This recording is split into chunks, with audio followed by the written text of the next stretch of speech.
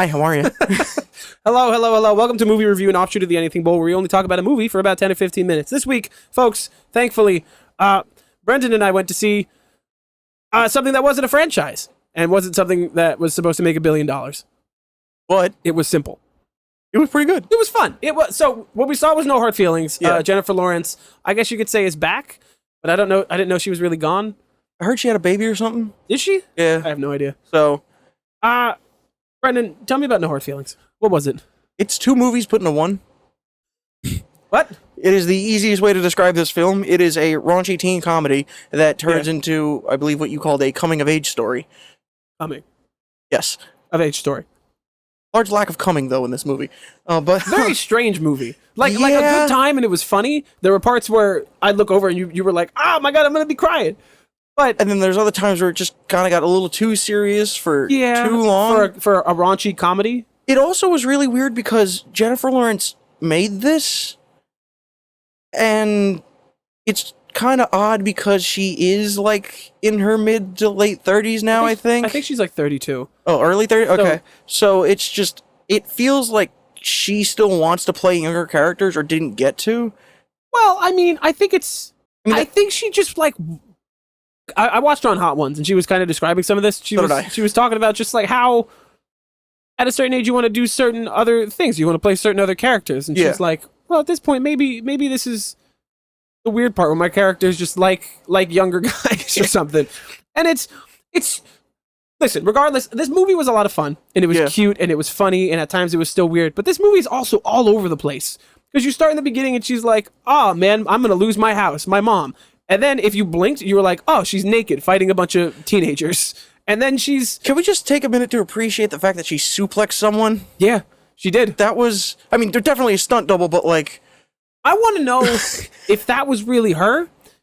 Because did she write in the script that she's like, "I'm going to come out of the water naked and beat the fuck out of some people"? I think so, because she talked about how, I think it was on Passengers or something, she said she got really comfortable being naked on that set to the point of where everybody else started getting uncomfortable to where she was just at the snack table naked eating, and I think she 100% wanted to do this. Yeah. But it's just like it felt very... It was funny, right? Regardless, but it felt incredibly funny. And out the of place. moment it changed is when that kid started singing, which I totally did not think he could Complete do. left turn. And then from that point on, it was very different movie. But he actually started getting funnier at that point because he was just like, I think he was the best part of the movie.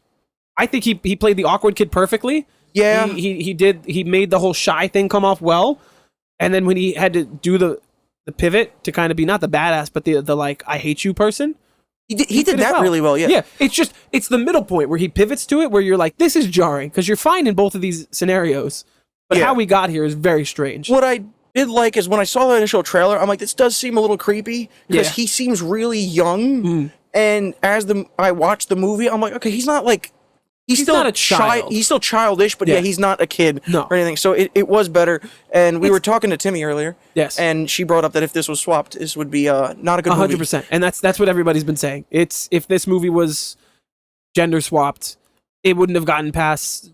It wouldn't have gotten any kind of budget. Nobody would have signed off on it. They'd read the script and be like, "No, this is... You're asking us to take a financial failure right up front." But oh my God, the air conditioner. Yes.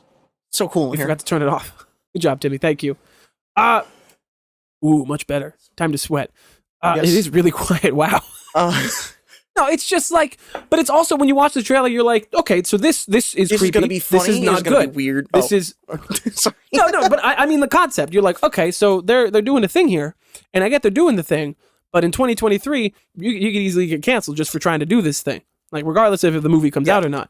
But when you get into it, it's not. They take the premise and they're like, no, here's the reason why we're using the premise. It's what is it? He said the human experience. It's this kid is growing up and he's learning to come out of his shell. And she's like, okay, it's time to move on and do these things. And now I'm driving across the country with a 19-year-old kid and we're best friends now, which is also really weird. I also love that they're just like, I feel like 5-10 years ago, they would have been like, he just turned 18. But because it's like different, they're like, 19 is better. 19 does sound better. He just graduated and he's 19. Yes. And they make sure to let you know he's 19. He's 19 quite many a bit. times. Yes. And then he starts drinking. Also, very underrated character. The best friend's husband was really funny. He was never contributing anything to the movie, but every time he was on screen, I was laughing. His best scene was when they were like, go in the ocean. He's like, no, man, I just gotta tell you how I feel. It's Go freezing. to the water. Go to the ocean. Also, the best friend in this, I've seen her in a lot of things, and she's always good in all of them, but she's like never the main character. What is her name? I don't know, but she was also in like the Santa Clarita Diet, and Nope, she didn't was see it. great. And that movie show got canceled, and it was fantastic. Matthew Broderick's in this movie. The dad. Yes. Do you not notice that? No, I noticed it. It's just like Yeah, I've never seen him play someone like that before, so that was also weird. Matthew Broderick, Ferris Bueller. Ferris Bueller. Yeah. And now nobody- he's an old hippie dad. Nobody would have thought to make the joke and be like, you could have been like, this is the same universe. I was thinking about it because I was actually talking to someone the other day about, did you know that there was supposed to be a sequel to that movie? Heard of it. That was going to be horribly depressing, to where he never moved on with his life and just was always reliving that day or was looking back on it, and everybody else moved on. So what seemed like was a greatest moment for someone who was really cool and going to do great things was the last time he did anything cool. Aw. Well, then he went on to become like a billionaire, and then he had a wife and kid, and it's No. yeah, it's okay. I thought that was funny. That would have been a really nice, like, easy layup. What else has she been in? Who? Nothing that I recognize. The best friend that we were talking about. She was in Parks and Rec. She was also great in that. Plays Lois Lane in the Harley Quinn TV show. The Little Things, Over It, Home Movies, Sunnyside, Abby, Santa Clarita Diet. There it is. Yeah. She was in Into the Spider-Verse. Oh, she's in a lot. She's BoJack always Horseman. really good. I could see that. So this movie's just like it's very refreshing for us not to go to the movies and not go to like, oh my god, The Flash, the multiverse is collapsing, or Ant-Man, the multiverse is collapsing. That did feel nice. It did. I'm like, the Except last for time. the seats. Yeah. I missed the Dolby They seats. put us in the smallest theater. It was the opening day for the movie, and we Yeah. were in the smallest theater they had. What's the box office? And what's really funny is I was trying to think of the last time I just saw a random comedy movie that didn't have any connections. And it's been a really long time, especially with like COVID and everything. But I think the last one I saw was With You, and it was that weird Holmes and Watson thing with Will Ferrell. What? Was that not With You? You not remember? I haven't seen a Will Ferrell movie in the movies in... It was the only one I've seen in the movies. He was Sherlock Holmes, and they started singing at the end for no reason. Oh my god, what was that movie? Holmes and Watson. That movie was really bad. Yeah. That's the worst movie we've ever seen. Yeah, but no, it's not, because Oh, no. we walked out of Doolittle. We did walk out of Doolittle. That was bad. 12 million? Opening weekend? On a budget of, I think, 25? I mean, Or maybe like, 10? it ain't the worst thing in the world, but No. ratio-wise, it's better than The Flash, so. Yeah, The Flash is going to be one of the biggest bombs in history. Yeah. People are talking about how that's going to ruin DC's reputation as a whole. No. Yeah, oh well. who really cares? We're all moving on. You guys did Batman a couple different times. Yeah. And they'll do it again. And we'll go watch it. Ready? No hard feelings. It's Yes. either great, bad, or it's all right, I guess. I mean, you have to say the whole quote. Okay, I mean, it's alright, I guess. Overrated as fuck, in my opinion. You can see the whole quote. I thought it It was can't good. be overrated because there was no hype behind it. No, it's just the quote, Brendan. It's not the point. The point is not the movie. It's the quote. I mean, it's alright, I guess. It's overrated. It's fucking my. I think it was fun.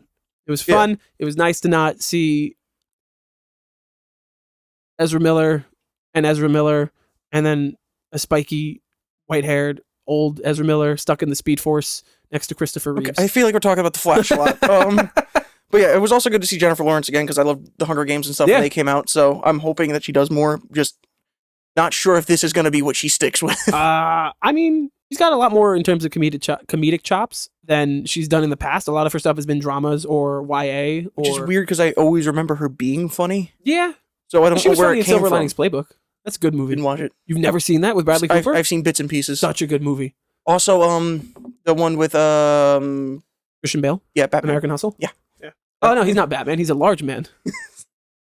Also a good movie. That one I think I saw all the way through, and she was good in that. That's why I thought she was weird in that movie. She was. But that whole movie was weird. Christian Bale, Amy Yeah. Adams, Yeah, Jennifer Lawrence, everybody's she just... dropped off the face of the earth. Amy Adams? Yeah. No, she's been doing stuff. It's been a lot of dramas that aren't like critical box office craziness. Okay. So you just don't hear about her unless she wins an Oscar. Jennifer Lawrence isn't winning an Oscar for this movie. Imagine if she did. Can you imagine a sequel to this movie? What would it be? Hard feelings. No hard feelings. There are hard feelings. There are hard feelings. It's just her showing up to the college and beating the hell out It of would him. be like a legacy sequel, kind of like what they're doing now, where we won't get another one for 10 years, and she'll be like 50, and he'll be 30, and his life isn't going well, and they're going to like reconnect, and it's going to be just a rom-com. I could work in Hollywood. I don't need that. Oh, that's the scene I forgot about when he's sitting down with it. Honestly, when this movie takes the turn and he's just being an asshole to the parents. It's fantastic. Down, it was so good. He pours the wine. The whole bottle of wine. Like, why don't you, and can I have some wine? And he's like... And for a 19-year-old who doesn't drink too often, he chugged a whole bottle of wine pretty damn well. It's a lot. Didn't he drink for the first time like the night before? Yeah. And he threw up, and he's like, I had a pill with it. And she's like, what did you have? He's like, ibuprofen. She's like, get up. I didn't know you couldn't have Tylenol with alcohol. You can. You're not supposed to. It's a little hard on the liver, but so is alcohol. So, like, what's the difference? I don't think... That's not a conversation. I'm not saying go every time, but like if you have a headache and you want to go out and drink it, it ain't gonna kill you. Nice and easy movie review this week. Yeah. What comes up next week? The complete opposite. Yes. Harrison Ford is de-aged, covering CGI, Indiana Jones, but for the 5th time. Yes. Gonna be bad. Calling it right now. It's gonna be so bad. You have no idea. You didn't see the 4th one yet. I have, and I like that movie. This is gonna be bad. I heard the de-age is the best part.